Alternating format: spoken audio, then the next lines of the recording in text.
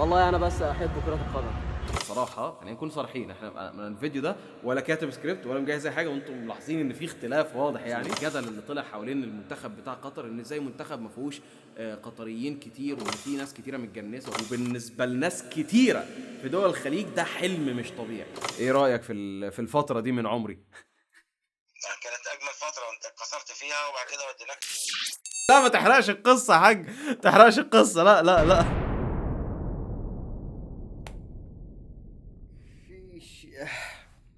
اوكي يعني انا من البداية عارف ان ده فيديو مختلف. نبدأ ازاي؟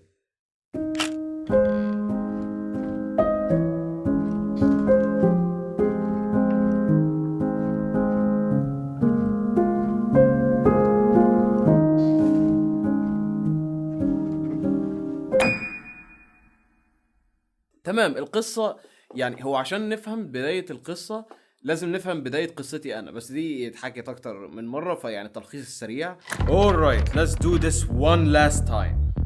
محمود إسماعيل المشهور بأبو إسماعيل، مصري الجنسية على الورق ممكن تقول، لأن طول حياتي عايش برا مصر. اتولدت برا مصر، درست برا مصر، واشتغلت برا مصر، ومعظم الحياة دي كانت موجودة هنا في الخليج العربي.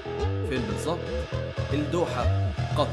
لما انت تكون طفل مصري بتتولد في الخارج، خاصة في الخليج، لأب وأم مصريين، نوعا ما بتحس إن في بعض من التوقعات جاية عليك، وفي كتير من التوقعات دي أو في كتير من الأحلام دي بتكون جاية من ناحية الأهالي، وده شيء مفهوم. الأهل عايزين يشوفوا يعني ولادهم في أحسن مكانة ممكنة، ودي حاجة طبعا الواحد لما بيكبر بيفهمها أكتر والكلام ده. بس في حتة بقى زيادة كده في الخليج، خاصة أكتر في قطر، يعني إيه لازم نركز عليها أو بلد زي الدوحة قطر بتحط عينيها على أي شخص موهوب. يعني ايه موهوب في الحته دي؟ يقدر يحقق حاجات واضح جدا من سن صغير ان هو يعني في البذره دي، في اللمعه. فبلد زي قطر دايما بتخلي عينيها على الجيمز دي، على الحاجات اللي ما بتتلاقاش كتير. والموضوع ده في كتير من المجالات، بس اكتر مجال مغري هو مجال الرياضه، وده علشان عامه الرياضيين في العالم كله الطبقة بتاعتهم هي دايما محفوظ ان انت تكون رياضي. دي حاجة يعني فكروا في قد ايه الرياضيين اللي حول العالم كله ممكن يعرفوا بلد كاملة. انت لما تيجي في دماغك يعني سويسرا، بتفكر في مين؟ روجر فيدرر. لما تيجي في دماغك امريكا، من اوائل الصور اللي ممكن تيجي في دماغك واحد زي مايكل جوردن. لما تفكر في حاجه زي داغستان، يعني اظن ان محدش كان يعرف على وجود داغستان دي للعامه يعني الا بعد حبيب نورماجوميدوف. فالفكره بتاعت اي شخص رياضي ده يعني اختيار كارير كده بيكون كتير من الاهالي نفسهم حاجه زي كده تحصل. وبلد زي قطر كانت بتشجع لحاجه زي كده ببرامج موجوده في المدارس، بتشجيع دايما من الاهالي لتودية عيالهم النوادي، وهكذا وهكذا وهكذا. وطبعا زي اي عيله يعني رايحه عايشه في بلد غير بلدها، ده بين قوسين يعني، لان البلد كده كده يعني تعتبر بلدي التانية، فيعني ما بحبش استخدم كلمه بلد غير بلدي وبتاع والكلام ده، ان انا متربي هناك كل حاجه. فالمهم، شفتوا اللي حصل في كاس العالم؟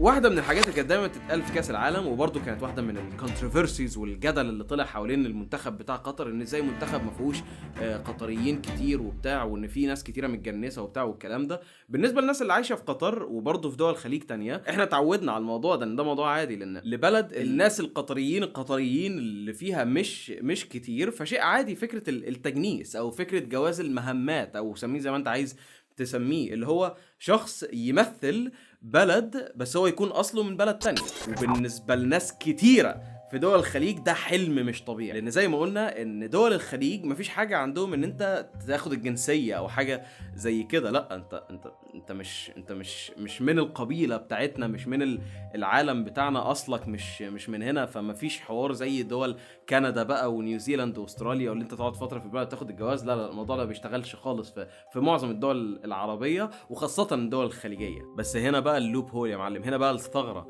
اللي موجوده في السيستم، ان في طريقه، في بوتنشال، في حاجه ممكن تطلع من الموضوع ده. وات اف ان انت تكون رياضي مش طبيعي، انت هيكون ليك حاله اجتماعيه مختلفه، لان انت دلوقتي هيكون معاك القوه انك تمثل هذه البلد، ومعاها تجيلك بنفيتس كتير تاثر على عيلتك والوضع الاقتصادي بتاعهم ووضع حياتهم اجتماعيا وكل الكلام ده. فانا ما انكرش ان طريقه التفكير دي كتير من المقيمين في دول الخليج بيفكروا بيها. انا ما كانش شاغل دماغي الموضوع ده بقى خالص بقى اساسا. ما كنتش بفكر فيه، لان لسه في سن صغير، انت بتتكلم 2008 2009، فيعني ما فيش في دماغي الموضوع ده. بس في 2008 2009 كان في حاجه اتعملت في الدوحه قطر، ربما انتوا سمعتوا عن الاسم ده قبل كده، اسمها اسباير. هي اكاديميه مصروف عليها بشكل مش طبيعي، اكاديميه رياضيه، بحيث ان التركيز بتاعها ان هي تنشئ جيل من الرياضيين تركيزهم الاساسي من هم في سن صغير ان هم يركزوا في الرياضه بتاعتهم، ويكون ده ماشي مع الدراسه بتاعتهم عادي، بس التركيز الاساسي في الرياضه، ان هم يكونوا الافضل في الشيء اللي هم بيعملوه. وسباير كانت بتعمل برامج كتيره للمدارس علشان يروحوا المدارس يقفشوا الناس الموهوبين من سن صغير، عشان بعد كده يسيبوا المدرسه ويروحوا يكملوا دراستهم في سباير. انا كنت في واحد من البرامج دي، بدات اول لما اتدربت في سباير. والتدريب في سباير لما انت تكون في سن صغير ما كانش بيكون مركز على رياضه معينه، لا كنت بتتدرب في حاجات كتيره، العاب قوه، كره سله، كره قدم، كره يد، كل حاجه. ومن سن صغير يعني بتجرب هنا وبتجرب هنا لحد لما يقفشوا الحاجه اللي انت تقدر تكسل فيها، فتروح ونركز اكتر في دي، نشوف اللي ممكن يطلع منك وبتاع. وحاجه زي كده يعني بصراحه حاجه خرافيه لاطفال في سن صغير، ان هم يلاقوا حاجه يشغلوا وقتهم بيها، حاجه مفيده ليهم بشكل مش طبيعي، وفي نفس الوقت للاهالي ان هم ضامنين المكان اللي عيالهم موجودين فيه. احنا كنا كل يوم بنتدرب قرب 3-4 ساعات، فيعني 3-4 ساعات الاطفال موجودين في مكان ما، ومضمون المكان اللي هم موجودين فيه، وبيبنوا اصدقاء وبيعملوا اصحاب جداد، وبيتدربوا مع احسن مدربين موجودين. فيعني وفي حاجه ثانيه نسيت اقولها، ان الموضوع ده مجاني بجد، مجاني، ولا فلس واحد، nothing. فدي حاجه تحسب ليهم بصراحه، ان البيزنس موديل ده خرافي. من الناحيه الثانيه حاجه اللي هم يقدروا يكسبوها، ان هم ياخدوا المواهب دي من سن صغير ويكونوا معاهم في الرحله بتاعتهم دي كامله. المهم يعني بعد فتره سبت البرنامج اللي كان موجود جوه المبنى بتاع اكاديميه سباير ذات نفسه، حاولوا يكبروا الموضوع اكتر، فبقوا يعملوا مراكز في مدارس، والمدارس دي التدريب فيها بيبدا الشغل بعد ساعات المدارس. يعني مثلا كنت اخلص المدرسه على الساعه 1-2 مثلا، الساعة 3:30 يبدأ التمرين، تبدأ تمرين 3:30 لحد بقى 6-7 وهكذا. فضلت في التدريب بتاع المدارس ده تقريبا سنتين، وكل سنة كان بيتعمل اختبار. يعني انت كنت بتفضل تتدرب السنة كاملة لحد الاختبار. اليوم الواحد ده كان بيكون من أصعب الأيام. انت دلوقتي بتختبر في ناس جايين من الأكاديمية من فوق علشان ياخدوا التوب اللي في التوب يودوهم للأكاديمية. أنا قربت تقريبا مرة أو مرتين في الاختبارات دي، بس ما كملتش فيها لأن الاختبارات كانت جدا جدا صعبة. ما كانش اختبار لرياضة معينة، لا كانوا بيختبروك على كل حاجة، جري، السرعة، التحمل، النط، جيمناستكس، جمباز، كل حاجة كنت بتختبر عليها. عامة أنا بدأت أفقد الشغف للموضوع ده، لأن واحدة بدأت برضو ألاقي والإنترنت بدأ يشدني أكتر، بتتفرج على أفلام والكلام ده، فما كانش تركيزي قوي في الموضوع ده، خاصة إن هو كان ديماندنج بشكل مش طبيعي، 4 ساعات في اليوم تدريب. لا ما كانش في دماغي قوي. بس في نفس الوقت أنا كنت بحب ألعب كورة، وكان أجمل وقت في حوار التدريب بتاع اسباير ده لما كنا نخلص التدريب كل يوم، كانوا بيسيبوا لنا بتاع 10 دقايق ربع ساعة كده يطلعوا لنا الكورة ويقولوا لنا العبوا لحد لما أهاليكم تيجي بقى تشيلكم والكلام ده، عشان برضو تكونوا معايا في نفس الصورة. أنا في الوقت ده كان عندي حاجة ممكن نقول كده 12 سنة ولا حاجة، فإيه كان الموضوع ممتع. بعد كده سبت الأكاديمية، قررت بقى ان انا لو هكمل في حاجة ليها دعوة بالرياضة، لا حاجة تكون متركزة اكتر، لان حوار الدوشة والتمرين الكتير بتاع سباير ده مش ليا. نلعب كورة.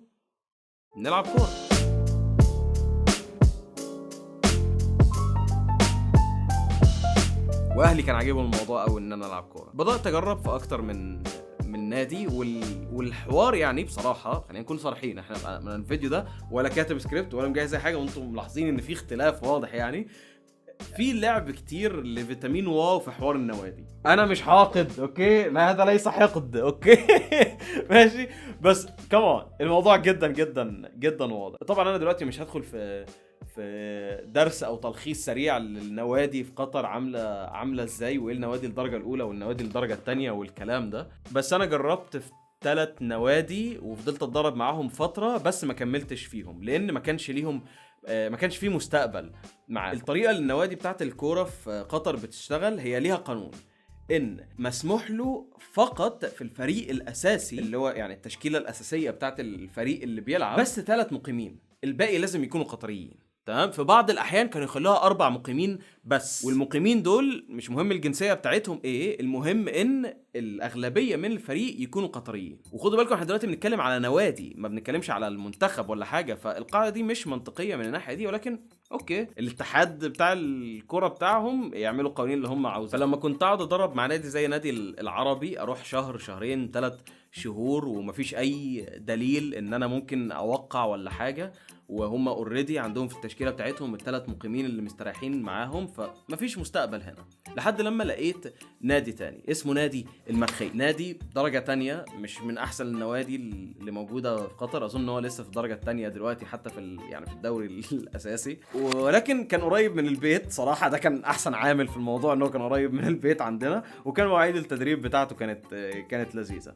رحت اتدربت اول شهر اول شهرين، استمتعت بالاجواء هناك. النادي صغير مش كبير، فمره واحده لقيتهم جايين لي عايزينك في التشكيله كواحد من المقيمين ال3 اللي موجودين عندنا. كان ساعتها لسه الدوري اللي بنلعب فيه كان دوري البراعم، هي بتمشي براعم اللي هي تقريبا 13 سنه، بعد كده الامل اللي هي ال 14 سنه، بعد كده اشبال، وهكذا وهكذا 15 سنه، وهكذا لحد ما توصل بقى ايه للشباب، بعد كده الفريق الاساسي. انا اتسجلت في الفريق بتاع البراعم، لعبت معاهم السنه الكامله بتاعه البراعم اساسي في الفريق اكيد.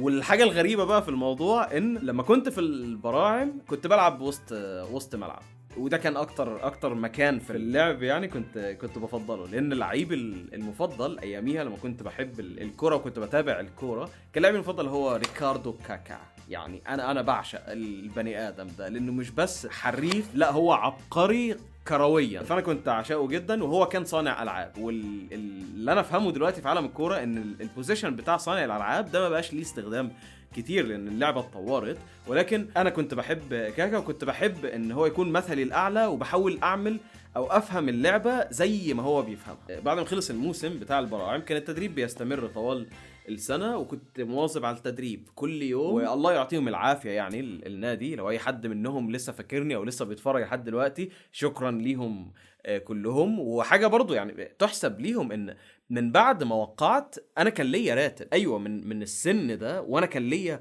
راتب خلاص، ان انا دلوقتي موقع، وده جزء اساسي مني. يعني لازم اواظب على التمرين، لازم احضر التمرين كل يوم، المطوشه سواء كان ماتش ودي سواء كان ماتش ليه دعوه بالدوري، مع اننا ما كناش بنلعب ماتشات كتير يعني، كان ممكن في السنه نلعب بتاع 4-5 مطوشه بس. I was getting paid for that، كنت بقبض لده في السن الصغير ده، فدي كانت حاجه حلوه ليهم وتحسب ليهم. ومن بعد الفتره بتاعت البراعم انا بدات اقع في حب اللعبه، وقعت في حب اللعبه بشكل مش طبيعي.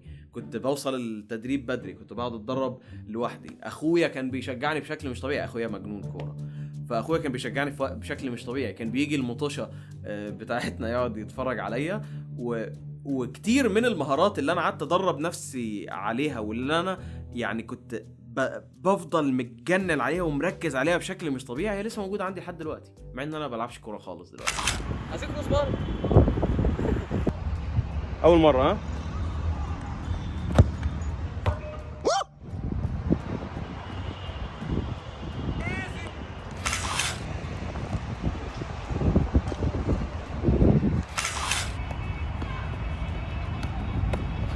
الفكره في الدريبلينج معايا ان بجد هي اكتر حاجه انا بعرف اعملها، وانا لحد دلوقتي مش فاهم ازاي في ناس ما بتعرفش تعمل دريبلينج او تنطط بالكوره، اللي هو مش اللي هو منظره، بس بجد دي حقيقه. انا ممكن افضل اعمل دريبلينج لحد بكره، بس المشكله بس في العضلات، انا هتعب بس من العضلات، بس انا بقدر اسيطر على الكوره، بس انا اتعودت على الموضوع، فاللي هو مش عارف. لحد لما نتنقل للموسم اللي بعده بنلعب دلوقتي الامل. المسمى بتاعت الفئه العمريه دي هي الامل، لسه سن صغير 14 سنه ولا حاجه، بس دلوقتي اوكي يعني ملاحظين ان في تطور، بقينا نلعب على الملعب الكبير 11 قصاد 11، وجالنا المدير الفني الجديد، مدير فني جديد يمسكنا بقى، كان مصري. عمري ما حبيت البني ادم ده صراحه. مش لحاجه، بس اللي هو كان دايما مستقصدني، اللي هو انا فاهم ان هو كان مستقصدني بجانب حب، لان هو برضو جاي وافد على قطر ومقيم وكل حاجه، فهو كان عايز يحسسني بالضغط اللي موجود عليا، اللي هو ممان ركز قوي، انت لازم تكون بتتدرب يعني 15% احسن من كل اللي بيدربوا التانيين، عشان انت مصري، انت مش قطري، فانت هنا ممكن تتبدل كده، وبعدين في الفريق كامل هو فيه 3 مقيمين، فانت لا تقتل نفسك بشكل مش طبيعي. فاللي هو انا لسه صغير في الوقت ده، فانا كتير من الموضوع انا كنت بعمله عشان بس هي حاجه ممتعه بعملها، ما كنتش بفكر قدام، بس هو كان عنده طريقه التفكير دي، وكان عايز يشجعني اكتر ان انا يعني ايه العواقب الايجابيه اللي ممكن تيجي من ده حلوه. بس انا كنت واخد الموضوع على صدري قوي، اللي هو انت ليه مستقصدني، لحد لما في يوم من الايام يا معلم قبل ما الموسم يبدا بقى، او قبل ما المطوشه تبدا بتاعه الدوري، يعيد ترتيب الفريق بتاعنا. طبعا الفريق هو نفس الفريق اللي انا كنت معاه من مرحله البراعم، كبرنا رحنا للامل، فاحنا ترتيباتنا الاماكن بتاعتنا في الملعب معروفه كل حاجه. راح قال لي لا تعالى محمود انت هتبقى ليبرو.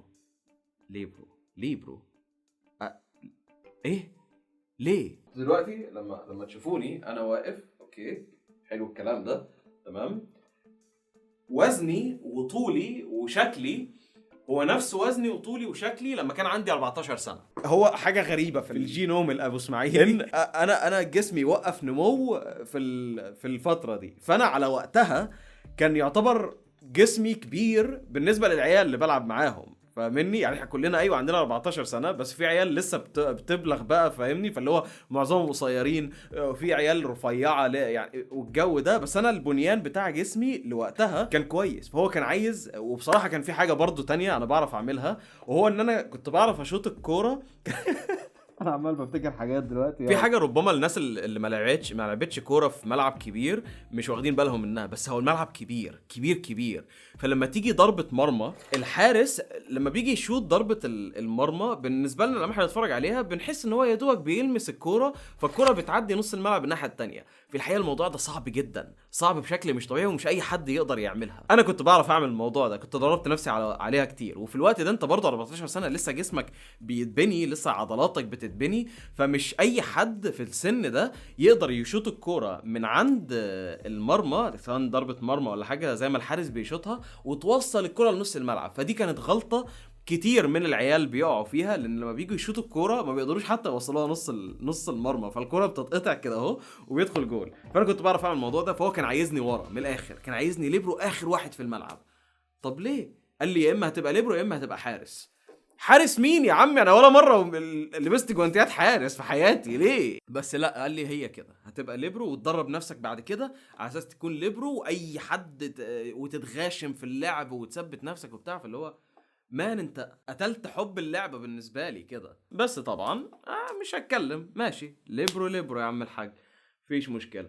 وبدأ الموسم، خسرنا 3 ماتشات ورا بعض، تك تك تك تك تك على طول. بقى شيء نادر ان احنا نجيب جول، بس فاكر والله يوم ما جبت جول والله جاد كانت دي بجد اكتر فتره انا كرهت الكوره فيها، كرهت الكوره، لان كنا بنقعد نتدرب بشكل مش طبيعي، بنتعب على نفسنا في التدريب. اليوم اللي كنا نروح فيه المطوشه كنا بنروح الماتش نركب في الباص، الفريق كامل، كان الكابتن بتاع الفريق كان واحد اسمه عبد العزيز الملكي، عمري ما انساه. الولد ده ما كانش احسن لعيب في العالم ولا حاجه، بس من هو سن صغير كان فاهم المسؤوليه عليه كقائد الفريق، فكنت احترم فيه الموضوع ده جدا من سن صغير، ان هو ما كانش يهزر كتير، ما كانش ياخد الموضوع كله بالحب، اللي هو رايحين نلعب كوره يا الرابع يلا هاف فن مش عارف ايه، لا كان بياخد الموضوع بجد، واحترم فيه الموضوع ده. وقبل ما الماتش يبدا كنا نتجمع نعمل التجميعه، كان هو يتكلم نقرا الفاتحه، يلا يا الرابع اليوم بنجيبها، اليوم نرجع فايزين مش عارف مين. رحنا لعبنا في الملاعب دي انا كنت بتدمر لما كنت اشوفها وانا قاعد بتفرج على كاس العالم بتاع السنه اللي فاتت، لان كتير من الملاعب دي كان في النسخه البدائيه فيها اللي هي لسه بتتعمل، احنا اللي كنا بنلعب في الملاعب. انا اصلا كان في دلوقتي بعد تاني للي حصل في قطر سنه 2022 بكاس العالم، ان انا لعبت في الملاعب دي ايام لما كانوا لسه بيجربوها ولسه بتتبني. يا الله فانا فاكر المطوشه دي، بس برضو اللي انا فاكره الحزن اللي كنا بنحسه لما كنا بنروح واحنا خسرانين، والخساير يعني في اللي هي المطوشه بتاعت الدوري الدرجه الثانيه كانت بتبقى مهينه. يعني انت بتتكلم في 4-1 5-1 كده. وكنت لما اروح البيت اللي هو دايما بعد كل ماتش اروح البيت ادخل على امي قاعده طبعا، والباص بيروحني البيت بتاع النادي، ادخل على امي، ها جبت جون المره دي؟ لا. ماشي. دمار. بس والله فاكر اليوم اللي انا جبت فيه جول. وخدوا بالكم ان الفكره ان انا مش عارف اجيب اجوال ولا عارف العب. الفكره ان المدير الفني بتاعنا، الشخص اللي عامل التشكيله، الشخص اللي بيقول لنا نلعب فين، حاططني ليبرو. فاللي هو قتلت الفوتبول كارير بتاعي. بس فاكر والله لحد دلوقتي اليوم اللي انا جبت فيه الجول، وفاكر الجول كان عامل ازاي.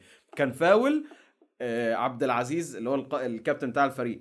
عبد العزيز راح شاط الفاول، الحارس بتاع انا كنت مقدم، الحارس بتاع الفريق ده راح صد الكوره، لقيت الكوره جايه لي تحت رجلي، رحت شايطها، راحت جايه في الجول. يا الله الفرحه اللي انا حسيتها، يا الله الفرحه اللي انا حسيتها لما الجول ده جه. مره واحده لقيت الفريق راح سابني، ما احتفلش معايا، وراح احتفل بعبد العزيز اللي شاط الفاول، اللي هو يعني على اساس ان هو علشان شاط الفاول كده، فاللي هو الفاول قرب الجول يعني، وانا جبتها بالحظ في الاخر كده. بس هو لا، انا اللي جبت الجول. الحمد لله. انت عامل ايه؟ اخبارك يا حبيبي؟ عامل ايه؟ كله تمام الحمد لله. في البيت ولا بره؟ انا في البيت. فاكر لما كنت بتوديني نادي المرخيه؟ طبعا. فاكر لما كنت تيجي تاخدني ساعات؟ نعم. ايه رايك في الفتره دي من عمري؟ كانت اجمل فتره، وانت اتكسرت فيها وبعد كده وديناك الاسبيطال. لا ما تحرقش القصه يا حاج، تحرقش القصه. لا لا لا. بلاش يعني التفاصيل. لا لسه القصه نحكيها كمان شويه. لا عشان احكي لك التفاصيل، فاهم ازاي؟ لا بس انت كنت مستمتع بيا يا حاج وانا بلعب كوره؟ اكيد طبعا، اكيد. ما شاء الله عليك، كنت لعيب. انت ما صبرتش. فاهم؟ الحمد لله. لو كنت طولت معاهم كان الحال غير الحال. والله ربنا يكتب لك احسن حال. انا مبسوط يا حاج الحمد لله. انت مبسوط؟ الحمد لله، الحمد لله. كل واحد بياخد نصيبه، الحمد لله. بالظبط. نرجع لموضوعنا زي ما الحاج كان بيقول. خلصنا الموسم بتاع الامل، وانا اتدمرت بشكل مش طبيعي. ولكن عادي خلاص، فيش اي مشكله. ليبرو نكمل في المكان ده، وبعد كده نتنقل للموسم اللي بعده. هنتنقل بقى من الامل الى الاشبال. دلوقتي الموضوع كبر، الموضوع بقى مختلف. الفرق اللي بقينا نلعب معاها بقت اشد، وسنه بعد سنه في مواهب جديدة عمالة تدخل علينا، وفي أسامي جديدة بنبدأ نسمع عنهم، ومدربين جداد بيروحوا للفرق اللي احنا بنلعب ضدهم. فاللي هو الموضوع بيبقى خطر أكتر علينا، وفي ضغط أكتر علينا. وبعدين خد بالك برضو دي معلومة تانية، إن انت كل ما بتطلع درجة فوق، أو كل يعني ما بتكبر في السن، كل ما بتروح للفئة العمرية اللي فوق، الراتب بتاعك بيزيد. وكل ما الراتب بتاعك بيزيد، كل ما بيجي عليك ضغط اكتر من اداره النادي، اللي هو طب احنا دلوقتي عمالين بندفع لكم الفلوس دي على اي اساس؟ ومش بس الفلوس، بنجيب لكم الجير، بنجيب لكم الهدوم، بنجيب لكم basically بيظبطوك في حاجات كتيره. فاللي هو احنا we're waiting on something in return، جيبوا لنا جايزه ولا حاجه. ما ينفعش الكلام ده. فالواحد شد على نفسه جامد في الاشبال، ايام ما كنا بنلعب في الاشبال. وبرضه نفس السيناريو يحصل، وخلاص اتثبت ليبرو كده.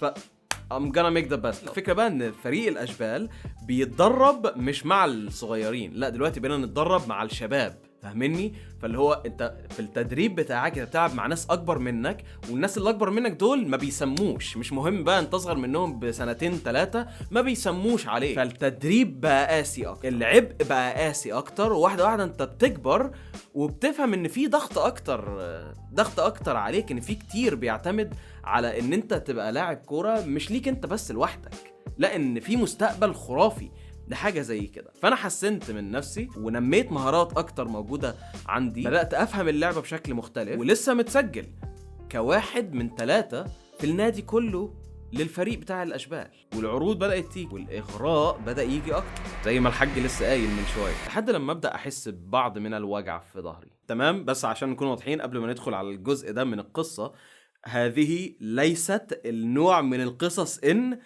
علشان جات لي اصابه ما قدرتش اكمل، لا لا الموضوع ده انا دلوقتي انا تمام، ما فيهاش اي مشكله، عادي جدا. حوار الوجع ده تقريبا يعني 80% من اي حد بيمارس رياضه لمده طويله بيجيله. اللي بيحصل يا معلم ان مع تدريب كتير انت بتقع كتير، انت بتتبهدل كتير، العضل بيتحط عليه ضغط كتير. فانا كان عندي مشكله في الفقرات بتاعتي، وعامه عضلات ظهري ما كانتش قويه، ما كانتش تستحمل الضغط الكبير اللي انا بحط عليها من بقى وقعات وبتاع، وزي ما بنتكلم ليبرو. فاللي هو حتى لو انا النشفان اللي مش طبيعي اللي انت تكون متوقعه من شخص ماسك اخر مركز في الملعب المفروض يكون موجود عنده، انا كنت بغصب نفسي على ده. اللي هو من الاخر لما كان يجي عليا مهاجم او يجي عليا يعني في فرصه الكره جايه عليا كده، انا كنت بقتل نفسي على الكوره، انزل اتزحلق، الواد جاي عليا جاء ومدخل بكتفي. الكلمه اللي كان دايما المدرب بتاعنا بيقولها، كان بيقول لي محمود مسمر رجليك في الارض، طير ما يمليش مسمر رجليك في الارض، لو حصل ايه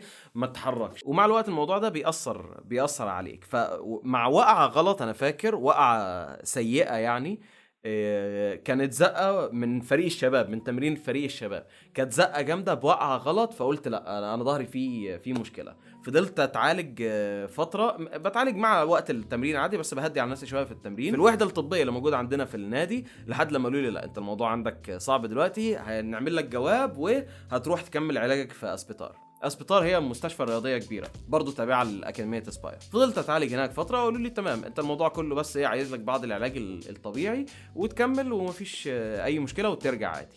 قلت لهم تمام حلو. كملت علاجي فتره كده. بعد كده صراحه ايه سحبت على حوار العلاج، قلت يعني اروح وكده كده. النادي قايل لي انت ماشي خد اجازه، مفيش مشكله يعني، معلكش ما تشغلش بالك يعني، بس انت ايه تعافى وابقى تمام، بعد كده ابقى ارجع مفيش مشكله. بس اريح شهرين 3 4 الموسم يبدا، وانا عارف ان الموسم بدا. في عيال معايا في المدرسه بتلعب في نوادي تانية، محدش كلمني لحد لما في يوم الاقي فيه تليفون جاي لي من المدير بتاع الفريق الاشبال بتاعنا، مش المدير الفني، لا الايجنت، يكلمني. كان يمني، يقول لي محمود فاضي بكره في ايه؟ قال لي بكره في ماتش. مامان انا ما اتدربتش بقالي 3 شهور، ايش فيه؟ ايه اللي بكره في ماتش؟ قال لي لا بكره في ماتش، يبقى تعالى. بس رحت النادي الصبح بدري، الاقي الفريق بتاعي عمال يوصل لي اللي هو محمود انت ايه اللي جابك؟ ايه اللي جابني؟ ايش فيكم يا الربع؟ معاكم في الفريق ايش في؟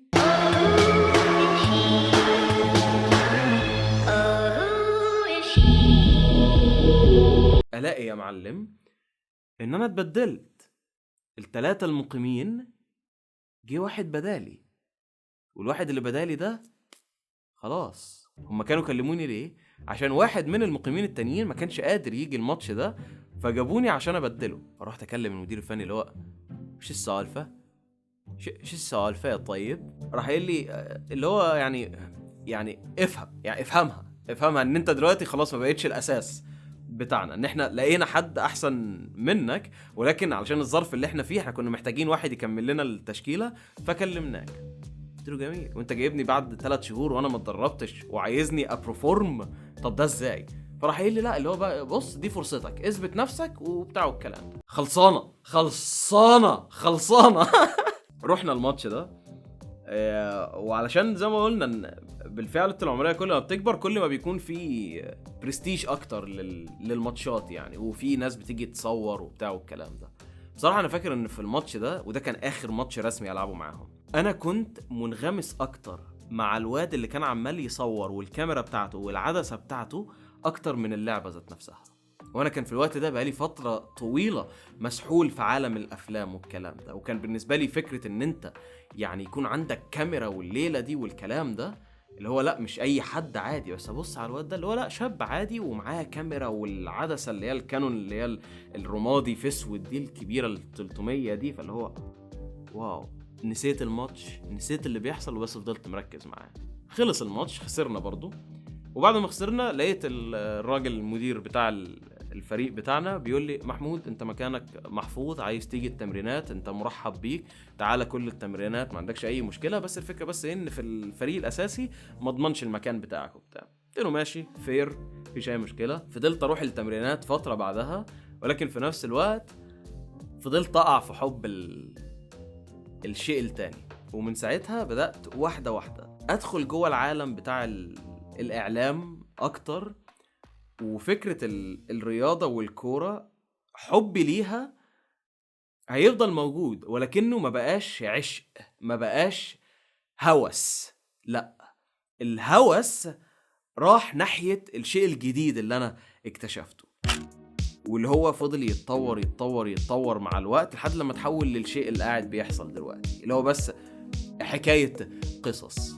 وساعتها فهمت ان الحلم اللي انا كنت ماشي فيه ناحية الكورة ولعب الكورة والكلام ده، ان هو ما كانش حلمي، ما كانش الحاجة اللي انا هموت واعملها، ما كانش الحاجة اللي انا مش هقدر انام بالليل لو انا ما بعملش الشيء ده. لا، هو بس كان حاجة لذيذة انا بحب اعملها من وقت للتاني وبس. العشق الحقيقي، الحاجة اللي انا مهووس بيها، الحاجة اللي انا مستعد اعملها ولو ببلاش وما كنتش مستني اي عائد منها، هو ده بكل الوسائل اللي تيجي منها، سواء كانت صناعة افلام، سواء كانت صناعة وثائقي، سواء كانت صناعة فيديو يوتيوبي بسيط. في كل الاحوال فكرة ان انا اقدر احكي قصة باستخدام الصورة والصوت، ده بالنسبة لي كان اكتشاف الشيء ده حولني 180 درجة. وانا سعيد ان انا قدرت اكتشف الشيء ده من سن صغير، وانا سعيد ان من سن صغير قدرت اجرب ده واجرب ده واجرب ده. فالقصة بتاعت الكورة هي لا تزال يعني جزء من حياتي، سواء انا عجبني الموضوع او ما عجبنيش، ان انا لسه بحب الكورة، لسه بحب العب كورة. ما بحبش اتفرج على كورة لان انا عمري ما كنت الشخص اللي بيحب يتفرج على الكورة وببقى مهووس بقى بالفرق وبتاع والكلام ده. بس الكورة كلعبة انا لسه بعشق الموضوع ده. ان حد يكلمني يقول لي في لعب كوره، سيب الشغل، سيب الخروجات، سيب كل حاجه، ده بالنسبه لي جدول لوحده خرافي. واللي يثبت ده ان كل الحاجات اللي انا كنت بقعد ادرب نفسي عليها من سن صغير هي لسه موجوده عندي لحد دلوقتي. دي كروس بار، دي كروس بار، كروس بار كاونتس. هل انا كنت اتمنى ان انا اطلع لعيب كوره؟ كل حد في العالم بيتمنى الموضوع ده مبدئيا، يعني اي حد يقول لك حاجه زي كده لا ما تنسى، كذاب. وبس اعزائي المشاهدين، دي كانت قصتي مع لعب الكوره. والقصه اللي انا لسه حكيها دي، انا عندي اصدقائي يعني اعرفهم من ابتدائي ممكن ما يعرفوهاش اصلا، لان انا ما كنتش قايل الموضوع ان انا بروح نادي ومواظب على نادي لناس كتيره. بس دلوقتي لما افكر فيها اللي هو يا لهوي، لا كان جزء كبير من حياتي. بالظبط كان قد ايه؟ كان 4 سنين 4 سنين كاملين بس في عالم الرياضة.